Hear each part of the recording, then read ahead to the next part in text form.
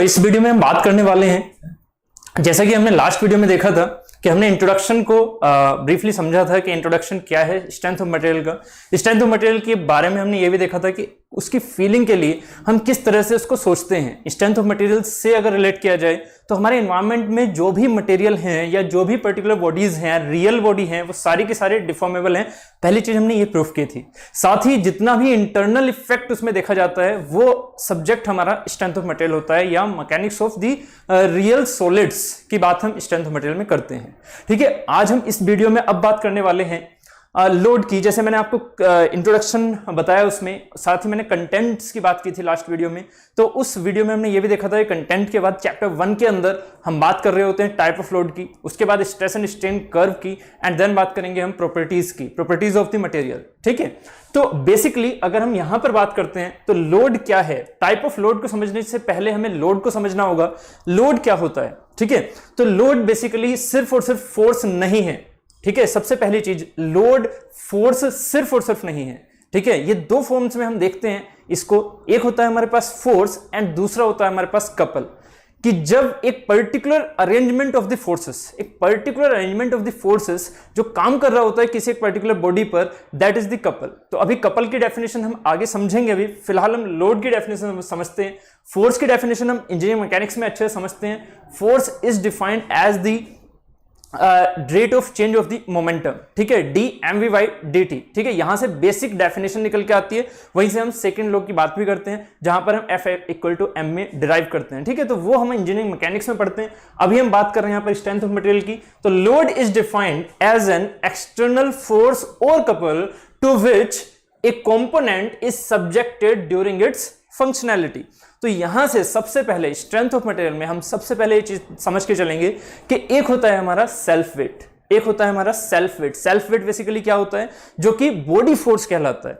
Self weight basically क्या हुआ? जो कि हमारा बॉडी फोर्स है, बॉडी का अपने वॉल्यूम की वजह से लगने वाला force, that is the self wait. ठीक है, एंड एक होता है हमारे पास सरफेस फोर्स। सरफेस फोर्स मतलब जैसे किसी एक पर्टिकुलर अरेंजमेंट पर आप एक्सटर्नली एक फोर्स लगाते हो, आप एक्सटर्नली एक फोर्स लगाते हो, that is the surface force, that is the surface force. But अगर मैं इस बॉडी का अपना वेट कहता हूं, इस बॉडी का अपना वेट कहता हूं, that is the body force, जिसको हम जनरली सेल्फ वेट भी कंसीडर करते हैं। ठीक है, जिसको हम जनरली सेल्फ वेट भी कंसीडर करते हैं। तो यहां पर जब हम बात कर रहे होते हैं एक इस तरह के अरेंजमेंट की, यहां से आपको लोड बेसिक समझ में आ जाएगा, क्या होता है लोड। ठीक है, और कैसे हम स्ट्रेंथ ऑफ मटेरियल में उस चीज को लेके चलते हैं। तो ये मैंने एक छोटा सा अरेंजमेंट लिया हुआ है, एक हमारे पास सिलेंड्रिकल रोड टाइप से है। ठीक है, उसके ऊपर पुली माउंटेड है। ठीक है, और यहां पर बियरिंग्स का अरेंजमेंट है। ठीक है, या फिर उन बियरिंग्स को मैं क्या बोल सकता हूं, यहां पर सपोर्ट। ठीक है, तो यहां पर मैं इसको बियरिंग और सपोर्ट के बारे में यहां पर लिख रहा हूं। ये मेरी क्या है, या तो बियरिंग्स आप मान सकते हैं यहां पर इन्हें, या फिर सपोर्ट्स। ठीक है, अब मान लीजिए पुली इस पर रोड पर एक फोर्स लगा रही है। कितना फोर्स लगाएगी, कौन सा फोर्स लगाएगी? अगर मैं सिंपल फोर्स की बात करूं, यहां पर मैं लोड को फोर्स के हिसाब से समझा रहा हूं आपको। तो फोर्स हमारे पास एक हुआ बॉडी फोर्स, एक हुआ हमारे पास बॉडी फोर्स, और एक हुआ हमारे पास सरफेस फोर्स। तो जो बॉडी फोर्स होता है that is the self weight. Body force जो होता है वो होता है volume wise, due to volume. और वॉल्यूम का मतलब क्या हुआ? अगर वॉल्यूम है, अगर मॉलिक्यूल्स हैं, और मॉलिक्यूल्स अगर आपके मटेरियल पे हैं, तो आपको कंफर्म है कि वहां पर मास होगा। और मास की बात जो करते हैं हम, वो क्या हो जाता है हमारे पास? Volume into density. Volume into density is the mass. तो इसका मतलब मास है वहां पर, और मास है, वॉल्यूम इंटू डेंसिटी है, तो यहां का जो वेट होगा that is the m into g. ठीक है, ये हमारा हो जाता है बॉडी फोर्स किसी एक पर्टिकुलर बॉडी का। बट यहां पर जो इंपॉर्टेंट आपके पास फिनोमेना है वो ये है, ध्यान से समझिएगा। जब मैं बात करता हूं बॉडी फोर्स की स्ट्रेंथ ऑफ मटेरियल के अंदर, तो ये मान लीजिए हमारे पास बॉडी है जिसको हमें मेजर करना है जिस पर हमें डिफॉर्मेशन बताना है। ये हमारे पास बॉडी है जिस पर हमें डिफॉर्मेशन बताना है। ये मान लीजिए वो एक ऊपर की सरफेस से लटकी हुई बॉडी है, ठीक है। तो यहां पर इस बॉडी में मुझे डिफॉर्मेशन बताना है, बट ये डिफॉर्मेशन किसकी वजह से? इसके खुद के सेल्फ वेट की वजह से नहीं। एक्चुअली इस पर जो ये मान लीजिए पुली मैंने अलग से माउंट कर दी है, इस पर मैंने मान लीजिए पुली अलग से माउंट कर दी है, ये अलग से एक पुली माउंट कर दी है। तो इस पुली का अपना जो सेल्फ वेट होगा, यहां से उम्मीद है आप समझ के चलिएगा इस चीज को, जो इस पुली का सेल्फ वेट होगा, जो इस पुली का बॉडी फोर्स होगा, वो बॉडी फोर्स या वो सेल्फ वेट ऑफ द पुली इस पर्टिकुलर बॉडी पर, कौन सी बॉडी पर? इस पर्टिकुलर बार पर, जो कि अंडर कंसिडरेशन है, इस पर्टिकुलर बार पर क्या लगा रहा होगा? ये इस पर्टिकुलर बार पर एक फोर्स लगा रहा होगा जो कि इस बार पर डिफॉर्मेशन को क्रिएट करेगा, ठीक है। यहां से इस वर्डिंग को ध्यान से समझिएगा और इस कॉन्सेप्ट को समझिएगा कि हमें डिफॉर्मेशन चाहिए पुली पर नहीं, हमें डिफॉर्मेशन चाहिए इस पर्टिकुलर बार पर। और इस पर्टिकुलर बार पर डिफॉर्मेशन किसकी वजह से आ रहा है? इसके खुद के सेल्फ वेट की वजह से नहीं, इसके खुद के सेल्फ वेट की वजह से नहीं।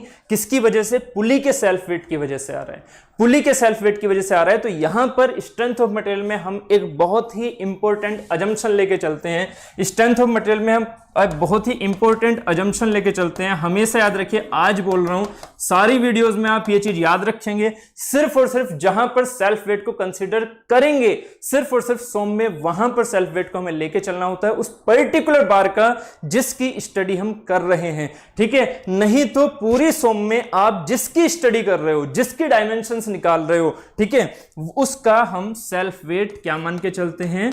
नेग्लेक्ट। उसका सेल्फ वेट हम क्या मान के चलते हैं? नेग्लेक्ट।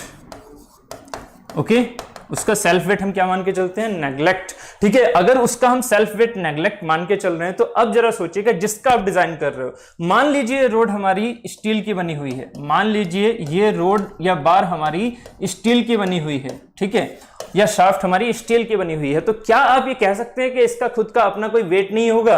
बिल्कुल वेट होगा, ठीक है। बट हमें डिजाइन किसकी करनी है? हमें डिजाइन इस बार की ही करनी है, इस शाफ्ट की ही करनी है, इस रोड की ही डिजाइन करनी है। इसका हमें पर्टिकुलर डायमीटर निकालना है पर्टिकुलर लेंथ के लिए। तो उस डायमीटर को निकालने के लिए आप इसका पहले से ही वेट नहीं मानेंगे। याद रखिएगा, आप इसका पहले से ही वेट नहीं मानेंगे, क्योंकि अगर आपने इसका पहले से ही वेट कैलकुलेट करके सोच लिया कि हाँ आपने इसका वेट इतना देना है, तो यहां से फिर जो इसकी वजह से, फोर्सेस की वजह से स्ट्रेसेस आ रही हैं, sigma equal to P by A के हिसाब से या sigma b equal to M upon Z के हिसाब से, जो भी इसमें एक्चुअल स्ट्रेंथ निकल के आने वाली होगी वो हम डायरेक्टली कैलकुलेट नहीं कर सकते हैं। इसलिए हमें यहां पर पहले रोड को, जो हमारे पास स्टील या किसी एक पर्टिकुलर मटेरियल की बनी हुई है, उसका हमें सेल्फ वेट 0 मान के चलना पड़ता है। किसका? जिस बॉडी का आप कैलकुलेशन कर रहे हैं, जिस बॉडी के लिए आप डिजाइन कर रहे हैं, उस बॉडी का अपना सेल्फ वेट 0 मान के चलना होता है। तो यहां पर ये बॉडी है, इसका सेल्फ वेट 0 है। अगर मैं इस एग्जांपल की बात करूं तो यहां पर इसका सेल्फ वेट क्या है? 0 है। जबकि पुली का सेल्फ वेट हम मान के चलेंगे तो इसका फिगर कैसा हो जाएगा? जरा सोचिएगा, इसका फिगर कैसा हो जाएगा? यहां पर इसका फिगर कुछ ये बन के आ जाएगा कि हमारे पास ये पर्टिकुलर बॉडी है, हमारे पास ये पर्टिकुलर बॉडी है यहां पर ये, ठीक है, जिसको हमें डिजाइन करना है। और ये जो पुली थी आपके पास, इस पुली ने कितना फोर्स लगाया इस पर? इस W के बराबर, जो कि है इक्वल टू mg।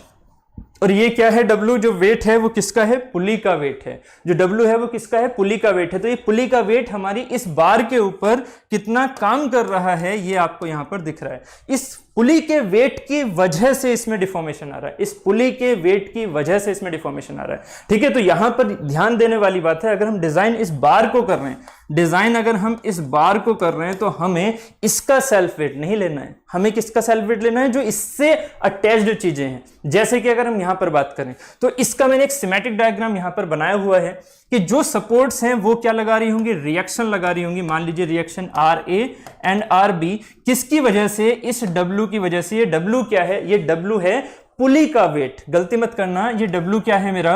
ये W है पुली का वेट, वेट ऑफ पुली। ये W क्या है मेरा? Weight of pulley. तो पुली का वेट मेरा W इस बार के ऊपर लग रहा है। और मेरी बार कौन सी है? मेरी बार है हमारे पास ये पर्टिकुलर। तो तो इस बार के ऊपर एक तो W काम करेगा, और जब W काम कर रहा होगा तो रिएक्शन ऑब्वियस है प्रोड्यूस होंगी सपोर्ट पर, तो रिएक्शन सपोर्ट पर प्रोड्यूस हो रही है, W काम कर रहा है। ये हमने बेसिक चीजें इंजीनियरिंग मैकेनिक्स में देखी हुई हैं, ठीक है। तो यहां पर W लगा हुआ है, RA एंड RB लगा हुआ है, तो इसी के बेसिस पर यहां पर एक इक्विलिब्रियम डायग्राम बन के आ रहा है for the equilibrium diagram for the किसके लिए, रोड के लिए।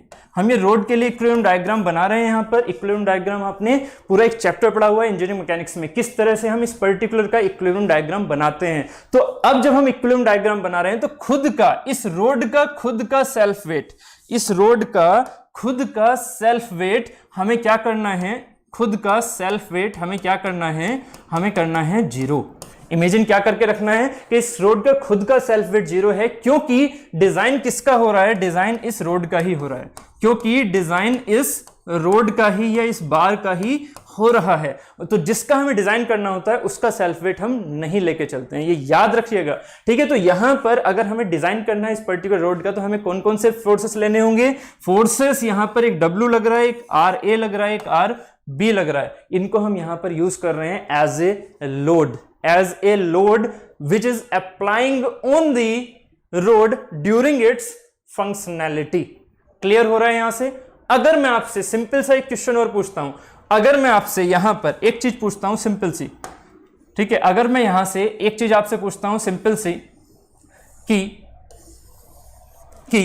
अगर मैं आपसे कहता हूं कि मुझे बियरिंग का डिजाइन करना है, इन सपोर्ट्स का डिजाइन करना है, मान लीजिए मैं कहता हूं आपसे इन सपोर्ट्स का मुझे डिजाइन करना है, तो सपोर्ट के डिजाइन के लिए आपको क्या करना होगा, अगर सपोर्ट का डिजाइन करना है तो सपोर्ट के डिजाइन के लिए आपको पुली का वेट तो लेना ही होगा, ठीक है। डिजाइन ऑफ बियरिंग के लिए, डिजाइन ऑफ बियरिंग के लिए उम्मीद है अब आपका आंसर खुद मेरे से पहले ही आ चुका होगा कि आप कह रहे होंगे कि हाँ, सपोर्ट की डिजाइन के लिए, बियरिंग के डिजाइन के लिए आपको बियरिंग का सेल्फ वेट नहीं लेके चलना है, बट किसका वेट लेके चलना होगा, इस रोड का भी सेल्फ वेट लेके चलना होगा और इस पुली का भी सेल्फ वेट लेके चलना होगा अगर आप डिजाइन ऑफ बियरिंग कर रहे हैं। यानी कि सपोर्ट की अगर डिजाइन कर रहे हैं कि सपोर्ट मुझे कितना लोड झेलते हुए बनाना है कि उसमें इतनी रिएक्शंस ये झेल सके, तो उसके बेसिस पर आपको क्या क्या सोच के चलना होगा, weight of pulley and weight of road, ये दोनों ही आपको कंसीडर करने होंगे जब आप डिजाइन ऑफ बियरिंग कर रहे होंगे। तो उम्मीद है आपको यहां से ये कॉन्सेप्ट समझ में आ गया होगा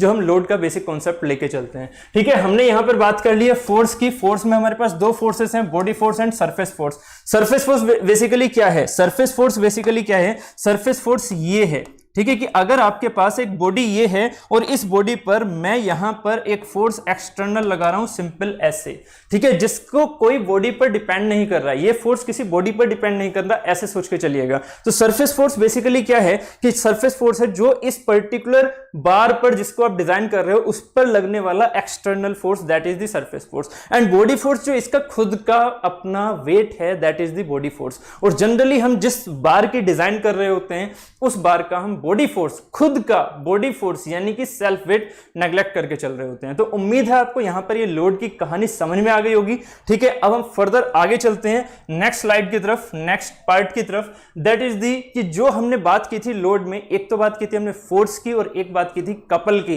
तो पहले कपल को और समझिएगा, कपल क्या होता है, ठीक है। कपल क्या होता है उसको समझिएगा। एक couple refers to two parallel forces that are equal in magnitude, opposite in direction and साथ ही don't share the line of action, तो कपल को अगर बेसिकली हम समझे तो कपल बेसिकली क्या है, हमारे पास दो फोर्सेस होनी चाहिए, एटलीस्ट हमारे पास क्या है, दो फोर्सेस होनी चाहिए। अगर दो फोर्सेस यहां पर काम कर रही हैं और उनकी जो लाइन ऑफ एक्शन है वो एक दूसरे को शेयर नहीं कर रही है, मतलब उन दोनों की लाइन ऑफ एक्शन कभी भी एक दूसरे को मीट नहीं कर रही है। कहां मीट कर रही है, इनफाइनाइट पर, ऐसा हम सोच के चल रहे हैं। इसका मतलब वो दोनों ही क्या हो गए, हमारे पैरेलल फोर्सेस, ठीक है, वो दोनों ही हमारे क्या हो गए, पैरेलल फोर्सेस। तो यहां से that are equal in magnitude, साथ ही एक कंडीशन हो रहा है कि जो फोर्सेस लग रहे हैं वो इक्वल इन मैग्नीट्यूड भी होने चाहिए, ठीक है। तो अगर मैं एक सिंपल से कपल की बात करूं तो कपल बेसिकली क्या है कि अगर मैं आपसे कहता हूं कि एक मेरे पास ये कोई बार है पर्टिकुलर, ये मेरे पास कोई बार है, ठीक है, इस बार पर ये मेरे पास कोई बार है, मान लीजिए इस बार पर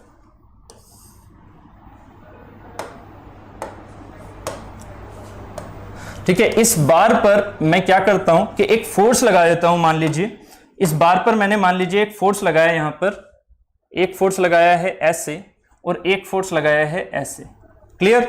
और ये फोर्स यहां पर एक पर्टिकुलर डिस्टेंस पर मेंटेन है, जो कि डिस्टेंस मैंने यहां पर ये ली हुई है, ठीक है, जो कि डिस्टेंस मैंने यहां पर ये ली हुई है, ठीक है। ये डिस्टेंस मैंने मान लिया, ये डिस्टेंस मैंने मान लिया एल ली हुई है, इन दोनों के बीच की डिस्टेंस मैंने मान लिया एल ली हुई है, ठीक है। ये दोनों फोर्सेस यहां पर एफ ये लग रहा है, मान लीजिए एफ ये लग रहा है। कभी भी इनकी लाइन ऑफ एक्शन क्या शेयर होगी? कभी नहीं। हमारे पास बॉडी कौन सी है? हमारे पास बॉडी है ये जो येलो कलर से मैंने आपको दिखाया हुआ है, दैट इज द बॉडी, ठीक है। और इस पर फोर्स लग रहा है एक ये और एक ये, तो आप समझ सकते हैं इसकी जो लाइन ऑफ एक्शन है वो जा रही है सीधी और इसकी लाइन ऑफ एक्शन है वो जा रही है सीधी। कभी भी एक दूसरे को शेयर करेंगे क्या? कभी नहीं, ठीक है। तो अगर ये दोनों कॉम्बिनेशन बन के आ रहा है, अगर ये कॉम्बिनेशन बन के आ रहा है, तो इस बॉडी पर क्या लगा हुआ है? कपल। ऐसा नहीं फोर्स नहीं लगा हुआ, फोर्स तो है ही, ऑब्वियस है, बट फोर्स का एक पर्टिकुलर अरेंजमेंट हमारा क्या कहलाता है? कपल, जिसमें दो forces equal and opposite parallelly होके अपनी लाइन ऑफ एक्शन को कभी शेयर नहीं कर रहे होते हैं, that is called as the couple, ठीक है। और इस कपल का जो मैग्नीट्यूड होता है, ठीक है, उस मैग्नीट्यूड को मैं सी से दिखा रहा हूं यहां पर, C equal to F into L, C equal to F into L. Engineering mechanics में आपने इसका डेरिवेशन भी देखा है, ठीक है, वो सारी चीजें आपने वहां पर देखी हुई हैं, इसको और डेप्थ में पढ़ा हुआ है, ठीक है। मैं सोम पर्सपेक्टिव से इसे नॉर्मली लेके चलने वाला हूं, ठीक है। तो यहां पर दो फोर्सेस हैं, उनके बीच में जितना भी डिस्टेंस लगा हुआ है that is the F into L, ये हमारा हो जाता है कपल का मैग्नीट्यूड, ठीक है। ये होता है कपल का मैग्नीट्यूड। कपल की डायरेक्शन क्या होती है? जरा डायरेक्शन पर ध्यान देना कि कपल इज ए, जो कपल है उसका जो इफेक्ट है, बेसिकली क्या हुआ यहां पर, जो लोड है उसमें लोड में क्या हुआ, दो फोर्सेस एक पर्टिकुलर डिस्टेंस पर पैरेलली अगर लग रहे हैं, शेयर नहीं करते हैं अपनी लाइन ऑफ एक्शन, तो उसके सेंस में कपल के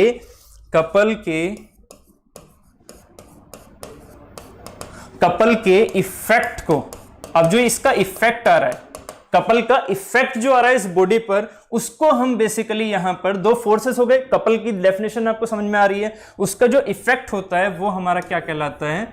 मोमेंट। जो उसका इफेक्ट होता है वो हमारा क्या कहलाता है? मोमेंट। और इस मोमेंट की ही मैग्नीट्यूड है ये, इस मोमेंट का ही मैग्नीट्यूड है हमारा ये, मोमेंट का मैग्नीट्यूड है ये। और मोमेंट की डायरेक्शन क्या है? अब मोमेंट क्या है? Moment is a vector quantity, moment is a vector quantity, moment is a vector quantity. अब वेक्टर क्वांटिटी है तो हमारे पास इसकी डायरेक्शन भी होनी चाहिए, तो हम पहले इसका मैग्नीट्यूड तो हमने देख लिया, डायरेक्शन और देख लो, उसके बाद हम इसकी कहानी को देखते हैं, जो कि सोम में लेके चलते हैं हम, ठीक है। तो C equal to F into L, मतलब जो मोमेंट आया है उस मोमेंट की जो वैल्यू है वो तो हमारे पास सीधा निकल के आ रही है, बट जो हमारी डायरेक्शन है उस डायरेक्शन पर ध्यान देने की बात है। डायरेक्शन के अगर सेंस में मैं बात करूं कि हमारे पास ये एक प्लेन है, ठीक है, हमारे पास ये एक प्लेन है, इस प्लेन पर मान लीजिए मैंने इस तरह से एक रोड रखी हुई है, जो कि मैं बॉडी बोल रहा हूं, इस बॉडी पर एक फोर्स लग रहा है इधर से और एक फोर्स लग रहा है इधर से, तो ये बॉडी किस में जाएगी? रोटेशन में। ये बॉडी किस में जाएगी? रोटेशन में, बिल्कुल जा रही है, ठीक है। अब एक बात बताइए, सिंपल कपल अगर लग रहा है, सिंपल कपल अगर लग रहा है, तो इस बॉडी के अंदर स्ट्रेसेस हैं क्या? जरा फील करो, इस बॉडी के अंदर डिफॉर्मेशन है क्या? नहीं। अगर ये सिंपल कपल की कंडीशन के अंदर है और इस पर हमने कोई भी फिक्स सपोर्ट नहीं लगा रखा है, कोई एक्सटर्नल एक्स्ट्रा फोर्सेस नहीं लगा रखे हैं, सिर्फ और सिर्फ ये दो फोर्सेस लगाई हुई हैं, तो ये बॉडी किस में जाएगी? रोटेशन में। ये बॉडी किस में जाएगी? रोटेशन में। तो मोमेंट का बेसिकली फंडा क्या होता है? उसको रोटेट कराने की कोशिश करना, बॉडी को रोटेट कराने की कोशिश करना। This is the effect of the couple, this is the effect of the couple. ये जो मैं आपको एक ब्लॉक डायग्राम लेके चल रहा हूं, ये बहुत इंपॉर्टेंट है, याद रखिएगा। सबसे पहले कपल किससे बना? कपल बना हमारे फोर्सेस के इस अरेंजमेंट से, कपल बना हमारे फोर्सेस के इस अरेंजमेंट से। अगर ये वाला अरेंजमेंट नहीं है तो वो कपल नहीं है। इस अरेंजमेंट के साथ में क्या बना? एक कपल। कपल का इफेक्ट क्या हुआ? मोमेंट। और ये जो मोमेंट हमारे पास आ रहा है, ये इसकी टेंडेंसी क्या है? किसी एक पर्टिकुलर बॉडी को रोटेट कराने की। अब ये जो रोटेशन हो रहा है, ये हमारी सोम में दो टाइप से हम देख के चलते हैं। ये जो रोटेशन हो रहा है, ये दो टाइप से हम देख के चलते हैं। इसको हम बेसिकली बोलते हैं टेंडेंसी। तो इस मोमेंट की टेंडेंसी क्या है? इस मोमेंट की टेंडेंसी क्या है बॉडी के लिए? तो बॉडी के लिए इस मोमेंट की टेंडेंसी यहां पर हम दो टाइप से देखने वाले हैं। एक है हमारी बेंडिंग टेंडेंसी या बेंडिंग इफेक्ट। एक होती है हमारी बेंडिंग टेंडेंसी या बेंडिंग इफेक्ट। एक तो होती है हमारी बेंडिंग टेंडेंसी या बेंडिंग इफेक्ट, और इसी को हम बोल देते हैं यहाँ बेंडिंग मोमेंट, और इसी को हम बोल देते हैं यहाँ बेंडिंग मोमेंट। उम्मीद है आपको यहाँ से ये क्लियर हो रहा होगा एक वर्ड। और एक टेंडेंसी होती है यहाँ पर, यहाँ ऐसे लिख रहा हूं मैं, एक टेंडेंसी होती है यहाँ पर ट्विस्टिंग, एक टेंडेंसी होती है ट्विस्टिंग टेंडेंसी और ट्विस्टिंग इफेक्ट और ट्विस्टिंग मोमेंट, ट्विस्टिंग टेंडेंसी और ट्विस्टिंग इफेक्ट और ट्विस्टिंग मोमेंट। ठीक है, ये चीज यहां पर आपको समझ में आ रही होगी। ठीक है, तो ये जो ब्लॉक डायग्राम मैंने बनाया है इस पर बहुत ज्यादा फोकस रखिएगा।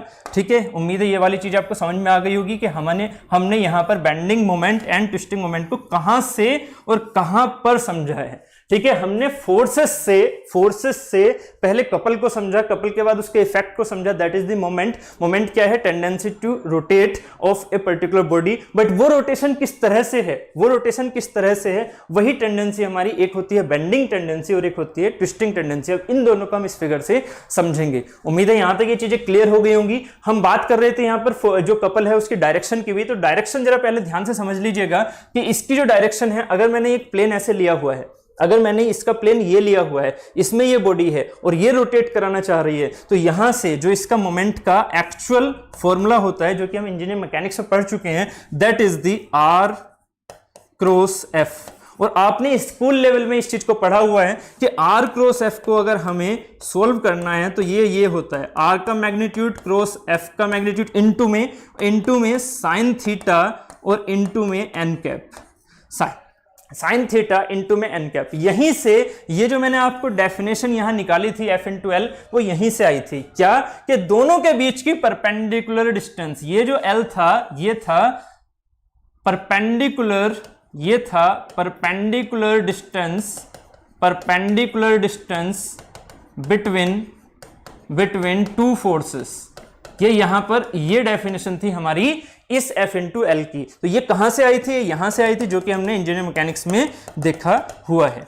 ठीक है, तो बार बार सारी चीजों को हम रिपीट नहीं कर रहे हैं। ठीक है, तो यहां से जो कपल है उसकी वैल्यू यहां से निकल के आ रही है। और ये जो एन कैप होता है, आपने समझा हुआ है इस चीज को कैसे। अगर मैं बात करता हूं आपसे ये डायरेक्शंस की, तो आपको याद होगा स्कूल लेवल ये चीज है हमारी क्या, कि इसे हम कहते थे यहां पर आई।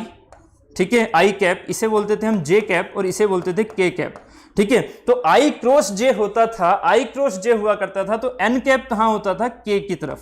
अगर मैं आई क्रॉस जे को लेके चल रहा हूं, मतलब प्लेन में एक्स वाई वाला लेके चल रहा हूं, तो उसका जो एन कैप हुआ करता था वो हमेशा कहां रहता था? उसके परपेंडिकुलर। तो यही सेम चीज यहां पर होती है कि जो आपका ये प्लेन है, किसका प्लेन?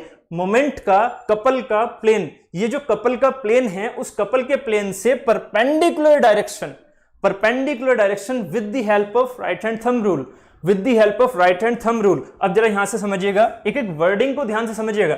यहां पर F ऐसे जा रहा है तो रोटेट हम ऐसे कराएंगे, तो राइट हैंड थंब रूल के हिसाब से ये चीज बाहर की तरफ आ रही है, तो बाहर की तरफ में यहां पर जो हमारे पास सिंबल बनेगा वो कैसा बनेगा? एरो वाला सिंबल। याद है, स्कूल लेवल थिंग है, एरो वाला सिंबल आपको याद होगा कि अगर हमें बाहर की तरफ निकालना है, इस प्लेन से बाहर की तरफ निकालना है, तो पीछे रूम से जाके आपको क्या करना होगा? एक एरो चलाना होगा, और वो एरो का डॉट ही तो दिखेगा ना यहाँ पर, उस एरो का डॉट ही तो दिखेगा बाहर की तरफ आता हुआ। ठीक है, तो इसे डॉट का मतलब क्या हुआ कि जो डायरेक्शन है इस कपल की, इस वेक्टर कपल की, उस डायरेक्शन, उस मोमेंट की डायरेक्शन हमारी किधर की ओर है?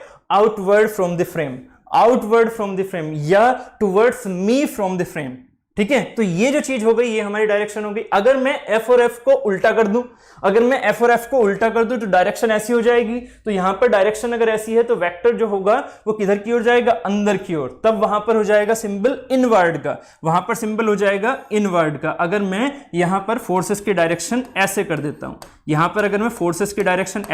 तो यहां पर जो कपल मोमेंट क्रिएट हो रहा है, उस मोमेंट की डायरेक्शन क्या हो जाएगी? प्लेन के परपेंडिकुलर इनवर्ड डायरेक्शन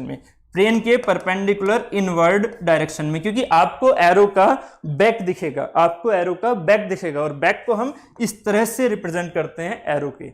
क्लियर है? ठीक है, तो तीर छोड़ना है बस आपको, और कुछ नहीं करना है। ठीक है, तो यहां से आपको उम्मीद है कपल की डेफिनेशन भी क्लियर हो गई होगी, रिवाइज हो गई होगी, और जो मुझे सोम में लेके चलनी है वो सारी चीजें आपको मैंने थोड़ा थोड़ा यहां पर समझाया हुआ है। ठीक है, बाकी हम इंजीनियरिंग मैकेनिक्स में कपल को एंड फोर्सेस को अच्छे समझते ही हैं। साथ ही अब यहां पर जो हम बात कर रहे हैं वो है हमारा bending effect and twisting effect. ये इंपॉर्टेंट है, इन चीजों को याद रखिएगा। क्वेश्चंस आपके डायरेक्टली सोम से related bending and twisting effect से क्वेश्चन आ जाते हैं। ठीक है, बाय डेफिनेशन भी, तो डेफिनेशन भी आपको यहां पर प्रोवाइड होगी। साथ ही पहले उसको समझिएगा क्या है कि अगर मैं आपसे कहता हूं एक पर्टिकुलर हमारे पास एग्जाम्पल के तौर पर हमारे पास ये पर्टिकुलर एक बार है। ठीक है, एक बार है हमारे पास। इस बार को अगर देखिएगा आप, इस बार को अगर देखिएगा तो यहां पर मैं एक पर्टिकुलर इस बार के ऊपर मैंने दो एक लीवर लगा दिया, एक ऐसे और एक ऐसे। ठीक है, ये दो लीवर लगा दिए इस तरह से। अब इस लीवर पर मैं ऊपर की तरफ से एक फोर्स लगाता हूं ऐसे, एक फोर्स लगाता हूं ऐसे। उम्मीद है यहां पर ही समझ में आ रहा है आपको। एक बार हो गई और इस बार से ठीक है, इस बार से मैं क्या कर रहा हूं, इस बार से एक लीवर अटैच कर रहा हूं, और ये जो लीवर है इस लीवर पर मैं एक फोर्स लगा रहा हूं ये, और एक फोर्स लगा रहा हूं ये सेम मैग्नीट्यूड का। ऐसे ही यहां पर इस लीवर पर मैं एक फोर्स लगा रहा हूं, ये भी लीवर है, इस पर भी फोर्स लगा रहा हूं सेम मैग्नीट्यूड का F, ये भी लगा रहा हूं सेम मैग्नीट्यूड का F। इन दोनों के बीच का जो डिस्टेंस है, इन दोनों के बीच का जो डिस्टेंस है वो मैं लेके चल रहा हूं L। ठीक है, और यहां पर भी लेके चल रहा हूं मान लीजिए L, दोनों में सेम है। तो ये हमारे लिए एकदम सिमेट्रिकल फिगर हो रहा है। तो अगर मैं इस सिमेट्रिकल फिगर की बात कर रहा हूं तो हो क्या रहा होगा कि जो ये इधर वाली लीवर है उस पर फोर्सेस ऐसे लग रहे हैं, तो उस लीवर का जरा फिगर सोचो। इस वाली F और F के साथ में जो यहां पर ये लीवर है इसका फिगर देखो। ये फिगर कुछ ऐसा नहीं है, ये फिगर कुछ ऐसा नहीं है कि दो फोर्सेस हैं और एक डिस्टेंस पर हैं, दोनों पैरेलल फोर्सेस है, शेयर नहीं कर रहे हैं अपनी लाइन ऑफ एक्शन को। तो यहां पर क्या हो रहा है कि ये एक कपल क्रिएट कर रहे हैं इधर की तरफ। ठीक है, ये कपल क्रिएट कर रहे हैं इधर की तरफ। तो इसका जो कपल का इफेक्ट आएगा, जैसे यहां पर हमारे पास जो इफेक्ट है वो हम ऐसे तो दिखाएंगे ना, जो यहां पर हम इफेक्ट है वो ऐसे तो दिखाएंगे ना, ऐसे जाता हुआ। समझ रहे हो? इसका इफेक्ट कैसे आएगा? Clockwise, sorry anti clockwise. इसका इफेक्ट आएगा एंटी क्लॉकवाइज, जबकि इसका इफेक्ट कैसा आएगा? इसका इफेक्ट आएगा यहां पर क्लॉकवाइज। इसको अलग कलर से देख लेते हैं। इसका इफेक्ट आएगा यहां पर क्लॉकवाइज। आ रहा है ना? ठीक है, तो यही इफेक्ट अगर मैं यहां देखता हूं तो ये इफेक्ट कैसा दिखने वाला है मुझे? ये इफेक्ट दिखने वाला है इस तरफ ऐसे। ठीक है, ये चीज ऐसे हो गई। कितने मैग्नीट्यूड की? मैग्नीट्यूड कितना हो जाएगा इसका मैग्नीट्यूड हो जाएगा यहां पर, अभी मैं इसे C ही लिख देता हूं, F इंटू L का। ठीक है, और ऐसे ही सेम फिगर यहां पर है, बिल्कुल उसका सेंस आप समझिए। और यहां पर इफेक्ट कैसा हो जाएगा इसका? F इंटू L का। ये C1 मान के चलो, C1 F इंटू L का। ठीक है, तो ये हुआ हमारे पास F इंटू L। अब जरा समझिएगा, कपल तो ठीक है भाई, लीवर पे लग रहा है, लीवर पर लगने दो उसे, कपल को। कपल लग रहा है, इफेक्ट दे रहा है। इफेक्ट क्या देगा? मोमेंट का। उस लीवर को चलाना चाहेगा। बट इस लीवर से अटैच क्या है ये आप भूल रहे हो। इस लीवर से अटैच क्या है? इस लीवर से हमारी ये रोड अटैच है ऐसे। इस लीवर से मान लीजिए रोड अटैच है ऐसे। तो ये जो लीवर पर हमारा कपल क्रिएट हो रहा है उसकी वजह से जो मोमेंट क्रिएट हो रहा है उसकी टेंडेंसी क्या है? इस लीवर को रोटेट कराने की। ऐसे ही इसकी टेंडेंसी क्या है? इस लीवर को रोटेट कराने की। मैं बार बार उन चीजों पर फोकस नहीं कर रहा हूं, प्लीज उस पर ध्यान दो। मैं जब लीवर बोल रहा हूं तो ये लगा हुआ है, लीवर बोल रहा हूं तो ये लगा हुआ है। ये हमारे लिए क्या है? रोड है। ठीक है, तो अब जब इस रोड पर इन दोनों का इफेक्ट देखोगे तो इस रोड पर दोनों का इफेक्ट कैसे आ रहा है? इस तरह से। और अगर वो इस तरह से आ रहा है तो ये रोड किस तरह से जा रही है, उस रोड पर क्या इफेक्ट हो रहा है, उस रोड की टेंडेंसी क्या है, वही टेंडेंसी मेरी उस कपल के इफेक्ट की वजह से आ रही होती है। जो कपल का इफेक्ट मोमेंट आया है, उस मोमेंट की जो टेंडेंसी है यहां पर, इस रोड को वो क्या करना चाह रहा है? जो हमने यहां पर कपल लगाया था, जो हमने यहां पर दो अलग अलग कपल लगाए थे, उन दोनों अलग अलग कपल की वजह से रोड पर क्या टेंडेंसी आ रही है, हमें वो चेक करना है। तो यहां साफ दिख रहा है आपको कि यहां पर रोड क्या हो रही है? यहां पर हम उसे बोलते हैं रोड बैंड हो रही है। पर ये बेंडिंग जो वर्ड आ रहा है, ध्यान से समझिएगा, ये बेंडिंग जो वर्ड आ रहा है, ये बेंडिंग वर्ड हम किस डेफिनेशन से लेके चलते हैं? बेंडिंग वर्ड हम लेके चलते हैं डेफिनेशन बाय दिस। ठीक है, मैंने यहां पर सारी जो आपके पास क्वेश्चन डायरेक्टली जो आपके एग्जाम्स में पूछे जाते हैं, उन एग्जाम्स में सीधे इनकी वर्डिंग इस तरह से आ सकती है। तो मैंने जितने भी मोस्ट पॉसिबल केसेस हो सकते हैं आपके डेफिनेशन आने के, वो सारे यहां पर लिखे हुए हैं। तो bending couple, a couple is said to be bending couple, a couple is said to be bending couple. कौन सा वाला कपल भाई? ये वाला कपल। ये वाला couple is said to be bending couple when plane of couple is along longitudinal axis of the member, when plane of couple is along longitudinal axis of the member। अब जरा समझिएगा plane of couple कौन सा है? मैंने आपसे बोला था कपल ये वाला था, जैसे इसमें जब हमने डेफिनेशन समझी तो कपल कौन सा था इसमें? ये वाला। इसी कपल की जो बेसिक डेफिनेशन है वो यही तो है कि कपल का प्लेन हमारे पास ये है, तो इस कपल का प्लेन ये है, तो यहां पर प्लेन कौन सा है कपल का? भाई यही वाला तो है ना, एक्स वाई प्लेन ही तो है ना। एक्स वाई प्लेन ही यहां पर भी है, एक्स वाई प्लेन ही यहां पर भी है। बात क्लियर है? दोनों में क्या है हमारा?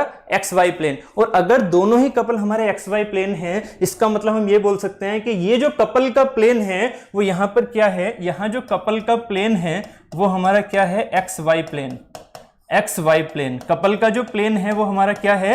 X Y plane. और ये जो एक्स वाई प्लेन है, इसी से रोड की लॉन्गिट्यूडनल एक्सिस होके जा रही है क्या?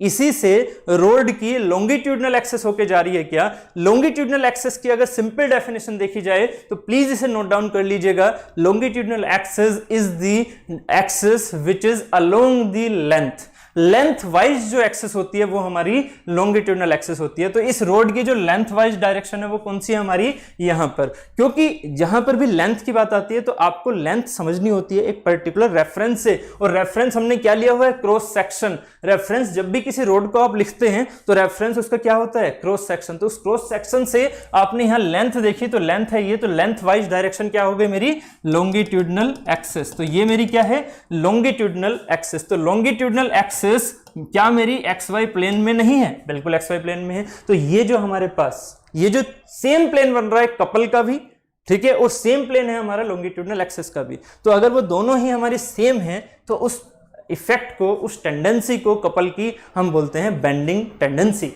ठीक है, first definition is clear. Second definition है when plane of couple is perpendicular to the plane of cross section. When plane of couple is perpendicular to the plane of cross section. जरा ध्यान से समझिएगा, प्लेन ऑफ कपल कौन सा है? ये वाला।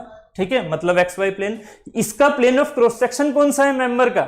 मेंबर का प्लेन ऑफ क्रॉस सेक्शन तो ये वाला है ना भाई, ये वाला है ना। क्रॉस सेक्शन प्लेन इसका ऐसे होगा ना, एक्स, ये जो हमारा प्लेन हुआ वो कौन सा हुआ? Y Z. तो यहां पर जो क्रॉस सेक्शन प्लेन है वो हमारा क्या है? Y Z.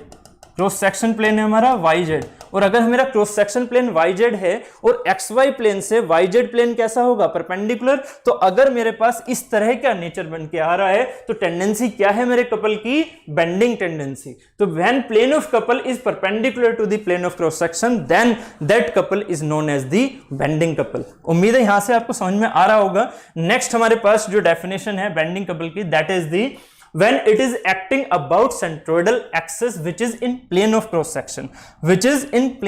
section, तो यहां से समझिएगा कि जो हमारे पास इसकी सेंट्रोइडल एक्सिस है वो सेंट्रोइडल एक्सिस हमारे पास, ये मैं अलग कलर से यूज कर रहा हूं यहां पर, ये जो आपके पास यहां पर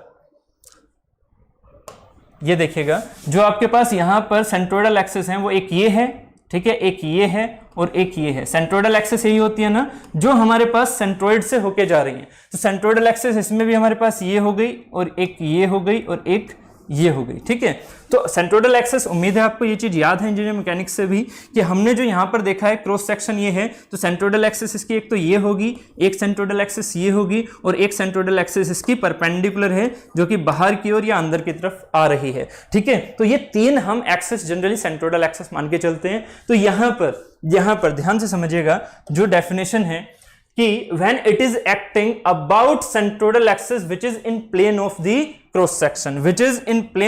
cross section, इसका मतलब जो ये कपल है उसका जो इफेक्ट आ रहा है वो इफेक्ट क्या है? मोमेंट। और उसकी मोमेंट की डायरेक्शन किधर की ओर है? इस मोमेंट की डायरेक्शन किधर की ओर है? भाई राइट हैंड थंब लगाओ ना, इस मोमेंट की डायरेक्शन किधर की ओर आ रही है? बाहर की ओर। इसका मतलब जो हमारे पास ये डायरेक्शन आ रही है जिसके अबाउट ये कपल काम कर रहा है जिसके अबाउट ये कपल काम कर रहा है वो मेरी कौन सी डायरेक्शन है, जेड डायरेक्शन। वर्डिंग को ध्यान से समझिएगा, जो ये कपल काम कर रहा है उसकी डायरेक्शन कौन सी है, मेरी जेड डायरेक्शन। जेड डायरेक्शन से ही तो कर रहा है ना, अभी समझाया था ना भाई, ये वाली जो चीज होती है कपल की जो डायरेक्शन है वो यहीं से तो निकल के आ रही थी ना।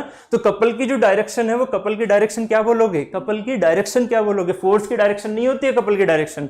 कपल की डायरेक्शन होती है जो प्लेन है उसमें राइट हैंड थंब रूल लगा के clockwise and anti clockwise sense के साथ उसके परपेंडिकुलर एन कैप, भाई आपको समझाया ना अभी मैंने एन कैप वाला कॉन्सेप्ट। तो एन कैप के हिसाब से आपको क्या निकालना होता है, उसकी डायरेक्शन। तो यहां पर डायरेक्शन क्या हो गई है, इधर की ओर, आपकी तरफ। इसकी डायरेक्शन क्या है, आपकी तरफ। तो ये जो आपकी तरफ डायरेक्शन जा रही है वो सेंट्रोइडल एक्सिस, कौन सी सेंट्रोइडल एक्सिस है इसकी, सेंट्रोइडल एक्सिस है क्रॉस सेक्शन। ये मेरा क्रॉस सेक्शन व्यू मैंने अलग से दिखा रखा है। इसका क्रॉस सेक्शन से जो सेंट्रोइडल एक्सिस है ये कौन सी वाली सेंट्रोइडल एक्सिस है, प्लेन वाली सेंट्रोइडल एक्सिस है।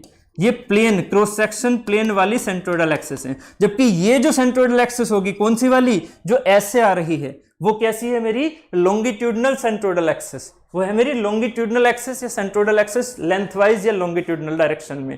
ठीक है, तो लॉन्गिट्यूडनल डायरेक्शन वाली बात नहीं हो रही है यहाँ पर कौन सी हो रही है, प्लेन वाली सेंट्रोइडल एक्सिस की बात हो रही है, जो कि मैंने यहाँ पे लिखा हुआ भी है। देखिए, centroidal axis which is in plane of the cross section, which is in plane of the cross section. ठीक है, तो अगर which is in plane of the cross section से बात की जाए तो हमारे पास जो जेड डायरेक्शन देख रहे थे वो क्या इस वाली क्रॉस सेक्शन में जो ये प्लेन हमने माना हुआ है, इस प्लेन में जो हमारी ये सेंट्रोइडल एक्सिस हम मान रहे हैं ये वाली, क्या इस सेंट्रोइडल एक्सिस से होके नहीं जा रही होगी जेड डायरेक्शन, बिल्कुल जा रही होगी ना। तो इसी चीज को हम क्या बोलते हैं, बेंडिंग कपल। तो तीन डेफिनेशन है, तीनों डेफिनेशन आपको याद रखनी है। अब हम बात कर लेते हैं ट्विस्टिंग कपल की। ट्विस्टिंग कपल भी हमारे लिए बहुत ईजी कॉन्सेप्ट लेके चलता है।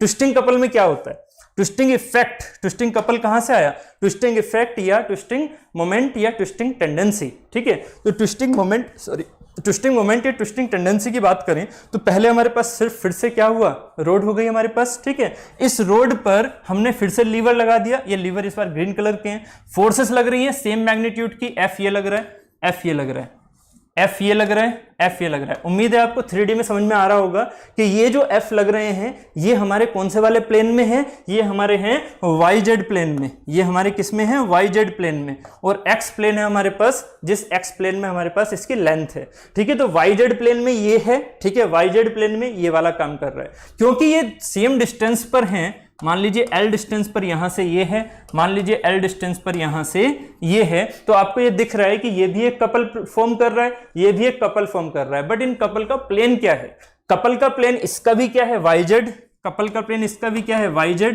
कपल का प्लेन इसका भी क्या है, YZ।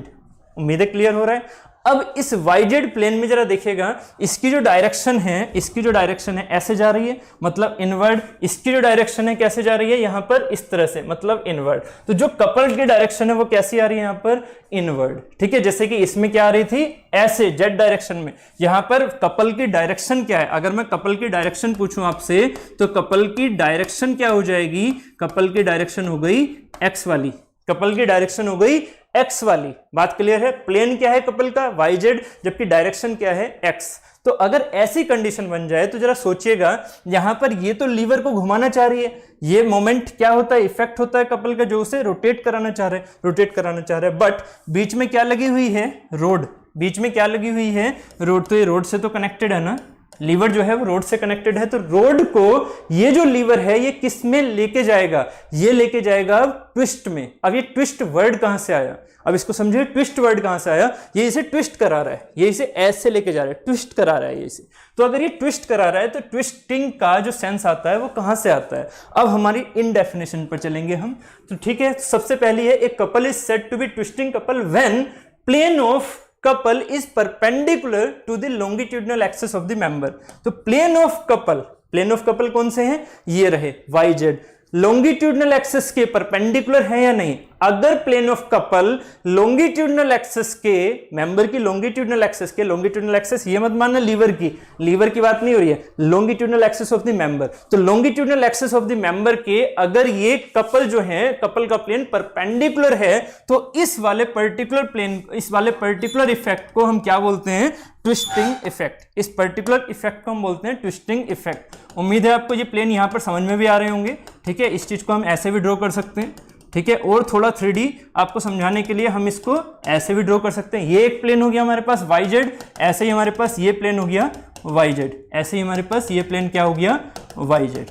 उम्मीद है ये चीज क्लियर हो रही होगी। तो दो प्लेन हमारे पास YZ वाले हैं और हमारे पास डायरेक्शन कौन सी है, ये वाली, ये है हमारे पास X डायरेक्शन, जिसे हमने लॉन्गिट्यूडनल एक्सेस बोला है। क्लियर, ठीक है। तो यहां से उम्मीद है आपको समझ में आ गया होगा। ट्विस्टिंग इफेक्ट भी ऐसे ही सिमिलर हमारी डेफिनेशन, जैसे हमने बेंडिंग के इफेक्ट को समझा वैसे हम ट्विस्टिंग के इफेक्ट की डेफिनेशन को देख लेते हैं। When plane of couple is parallel to the plane of cross section of the member, बात बिल्कुल सही है। प्लेन ऑफ कपल क्या है मेरा YZ, और भाई इसका क्रॉस सेक्शन क्या है, इसका क्रॉस सेक्शन भी तो YZ है ना इस मेंबर का, इसका मतलब दोनों ही हमारे पैरेलल हैं। तो ये क्या कहलाएगा मेरा ट्विस्टिंग कपल, ये क्या कहलाएगा ट्विस्टिंग कपल। नेक्स्ट है हमारे पास लास्ट डेफिनेशन है, when it is acting about A centroidal axis which is perpendicular to the plane of cross section। जैसे हमने मैकेनिक्स में भी समझा है कि जो हमारे पास perpendicular to the cross section होती है वो मेरी कौन सी सेंट्रोइडल एक्सिस होती है भाई, वो मेरी होती है लॉन्गिट्यूडनल एक्सिस, वो होती है लॉन्गिट्यूडनल एक्सिस। तो लॉन्गिट्यूडनल एक्सिस से जो लॉन्गिट्यूडनल एक्सिस है उसी के इफेक्ट से ही तो जा रही है ना मेरी जो डायरेक्शन है कपल की, जो कपल की डायरेक्शन है वो उसी डायरेक्शन में जा रही है ना। तो कपल डायरेक्शन मैंने पहले ही आप क्लियर कर दी थी, ये कपल डायरेक्शन मेरी क्या है X है, और यहां पर जो मेरी सेंट्रोइडल एक्सिस है जो कि क्रॉस सेक्शन के परपेंडिकुलर है वो भी तो मेरी X ही है ना। तो दोनों चीजें क्या है, कोइंसाइड कर रही हैं, कोलिनियर है। तो इसी चीज को हम क्या बोलेंगे, ट्विस्टिंग इफेक्ट या ट्विस्टिंग टेंडेंसी या ट्विस्टिंग मोमेंट। ठीक है, तो उम्मीद है यहां तक आपको कपल की ये स्टोरी समझ में आ गई होगी। अभी तक हमने जो डिस्कशन किया है दैट इज द लोड में हमारे पास दो चीजें होती हैं, फोर्स एंड कपल। फोर्स की बेसिक डेफिनेशन होती है the rate of change of the momentum, ठीक है, एंड कपल की बेसिक डेफिनेशन मैंने यहां पर डिस्कस की है।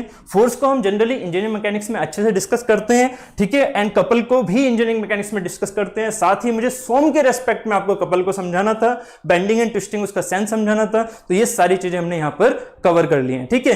क्योंकि ये चीजें हमने इतनी डेप्थ में क्यों कवर की, क्योंकि हमें जितने भी आगे क्वेश्चंस करने हैं वो in couple and in force के बेसिस पर ही होने वाले हैं, ठीक है। तो हम यहां पर अब आगे चलते हैं, ये डेफिनेशंस हमने डिस्कस कर ली हैं। Next part is the type of load, ठीक है। तो टाइप ऑफ लोड की बात कर लेते हैं हम। टाइप ऑफ लोड में जैसे कि मैंने यहां पर आपको पूरा सिमेट्रिक डायग्राम, इसका फ्लो डायग्राम बताया हुआ है। तो टाइप ऑफ लोड हम तीन टाइप से डिस्कस करने वाले हैं। First type is with respect to time, second type is with respect to direction, and third type is with respect to distribution. First one की अगर बात करें, जिसमें हम बात करते हैं विद रिस्पेक्ट टू टाइम की, तो विद रिस्पेक्ट टू टाइम में static load and dynamic load, these are the broad classification, static and dynamic load.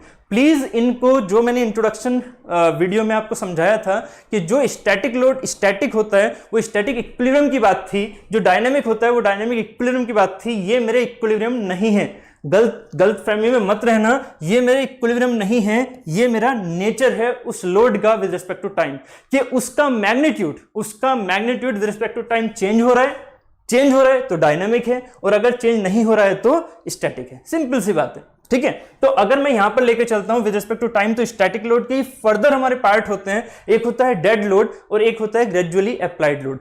Dead load की अगर थोड़ी सी कहानी की बात मैं करता हूं तो आपने अभी समझा था मेरे साथ कि सेल्फ वेट को हम बॉडी फोर्स बोलते हैं, और वही बॉडी फोर्स हम बेसिकली डेड लोड बोल सकते हैं स्टैटिक के केस में, ठीक है। तो अभी धीरे धीरे हम इन पार्ट को अच्छे से समझेंगे, ठीक है। ग्रेजुअली अप्लाइड लोड को देखेंगे, साथ ही डायनेमिक के अंदर, जैसे कि फॉर द सिविल स्टूडेंट्स आपको पता है जब हम बात करते हैं किसी एक ब्रिज की, तो ब्रिज के ऊपर क्या होता है, ट्रैफिक चल रहा है, ट्रैफिक इंटेंसिटी है, चेंज हो रही है। भाई आपने अगर ब्रिज को एक पर्टिकुलर लोड के लिए डिजाइन किया है तो आपको पता नहीं है ना कितना हमारे पास ट्रैफिक जा रहा है, कितना नहीं जा रहा है, ठीक है। कोरोना काल से सभी गुजर रहे हैं, आपको पता है कि कितना ट्रैफिक, नाइट में कर्फ्यू भी लग जाता है, कितना ट्रैफिक कम जा रहा है, दिन में फिर से वही भीड़ भाड़ चल रही है। तो आपको ये पता होना चाहिए कि जो हमारे पास यहाँ डायनेमिक लोड है उसका नेचर क्या है, उसका नेचर है अपने मैग्नीट्यूड को चेंज करना, तो ये हमने एग्जांपल के तौर पर जैसे लाइव लोड या ट्रैफिक इंटेंसिटी की बात कर रहे हैं, वो चीज यहां पर आपको दिख रही है, ठीक है, क्लियर। उसके बाद अगर हम बात करें इंपैक्ट लोड, तो इंपैक्ट लोड किस तरह से अचानक से चीजें यहां पर लग रही हैं, इसी के लिए हम एक वर्ड यूज करते हैं जो कि आपने जनरली सुना भी होगा, that is the factor of safety, FOS के बेसिस पर ही हम प्रैक्टिकल डिजाइन करते हैं। थ्योरेटिकल डिजाइन में हम एफओएस को 1 लेके चल लेते हैं, बट प्रैक्टिकल डिजाइन में हम एफओएस को 1 नहीं लेके चलते हैं, एफओएस का हम एक रेंज लेके चलते हैं जिसके बेसिस पर हम इंपैक्ट लोड्स को भी झेल सकें, लाइव लोड को भी झेल सकें, ठीक है, सडनली अप्लाइड को भी झेल सकें, साथ ही वेव, विंड, मैन्युफैक्चरिंग लोड सबको झेल सकें। तो डायनेमिक लोड में एक सबसे इंपॉर्टेंट पॉइंट आ जाता है एफओएस को लेके चलते हुए चलना, ठीक है। तो एफओएस यहां पर यूज होता है, बट प्रैक्टिकली हम एफओएस यूज करते हैं, थ्योरेटिकली जनरली हम एफओएस की बात नहीं कर रहे होते हैं फॉर द सिविल स्टूडेंट्स, ठीक है, क्योंकि सिविल में, मैकेनिकल में एफओएस का बहुत ज्यादा यूज हम जनरली करते हैं मशीन डिजाइन में, ठीक है, जबकि हम सोम में एफओएस का बहुत ज्यादा यूज नहीं करते हुए चलने वाले हैं, ठीक है। तो impact load, dynamic load, static जो सडनली अप्लाइड लोड है, then fatigue load, live load, then wave, wind, manufacturing, IC engine load, ये सारे के सारे हमारे क्या हैं, डायनामिक लोड है, ठीक है। मैकेनिकल स्टूडेंट को आपको पता ही है कि आईसी इंजन में क्या होता है, बार बार फोर्सेस लग रही हैं, ठीक है, तो वो सारी चीजें क्या है हमारी डायनामिक लोड में आती हैं, ठीक है। नेक्स्ट हमारे पास होता है with respect to direction. With respect to direction की बात करें तो हमारे पास एक होता है नॉर्मल लोड, एक होता है ट्रांसवर्स और शियर लोड। ये दोनों ही हमारे डायरेक्शन के बेसिस पर होते हैं, बहुत ज्यादा इंपॉर्टेंट, याद रखिएगा, इनसे आपसे रिलेटेड क्वेश्चन बहुत पूछे जाते हैं।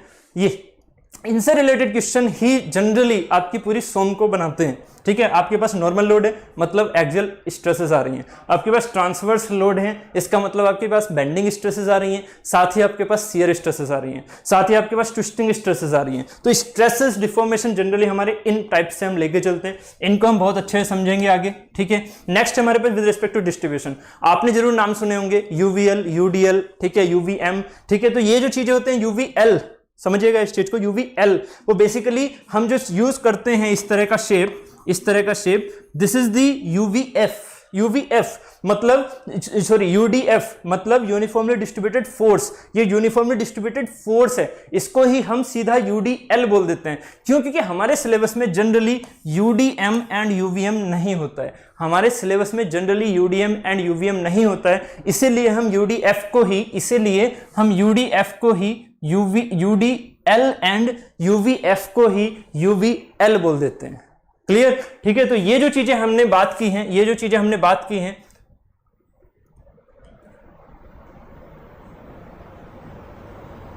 ठीक है, ये जो चीजें हमने बात की हैं यहां पर, उनसे रिलेटेड हम फर्दर इन सभी चीजों को अब हम और आगे डिस्कस करने वाले हैं इन डेप्थ, क्योंकि क्वेश्चंस हमारे इनसे रिलेटेड आते हैं। तो अभी तक हमने जो समझा है that is the load, load के बाद हमने समझा है दैट इज द लोड को हमने समझा फोर्स एंड कपल में, फोर्स को हमने समझा, देन हमने कपल को समझा, ठीक है, देन कपल की डेफिनेशन को समझा, देन हमने टाइप ऑफ लोड के बारे में समझा। अब हम फर्दर डिस्कस करने वाले हैं with respect to time load के बारे में, फिर डायरेक्शन से रिलेटेड, फिर डिस्ट्रीब्यूशन से रिलेटेड।